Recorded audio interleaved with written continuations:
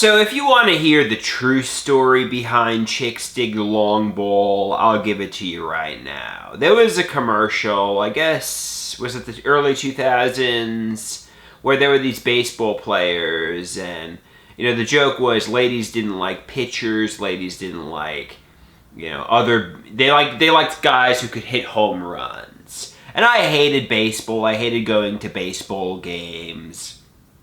And my father was familiar with the Chicks Dig the Long Ball commercial.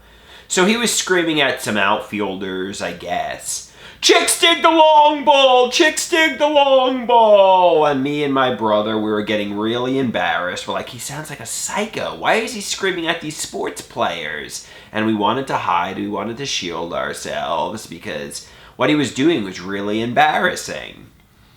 And then later on, on the big screen, there was a big sign that said, "Chicks dig the long ball." I guess there were these attractive ladies who were holding the sign. And some people around us were pointing and saying, "That's what he was saying." And, I still wasn't, proud of my father for screaming at the players.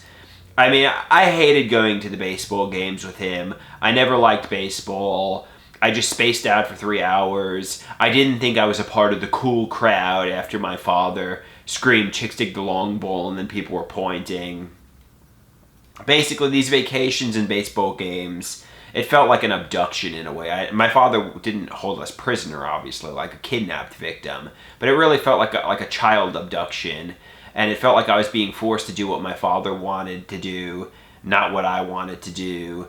And I was embarrassed when he would scream like a lunatic at these sports players. And when he would scream, "Chicks dig the long ball!" I was not thinking I was a part of the cool crowd. Basically, like he called poolside dancing PSD. I probably have PTSD from these vacations.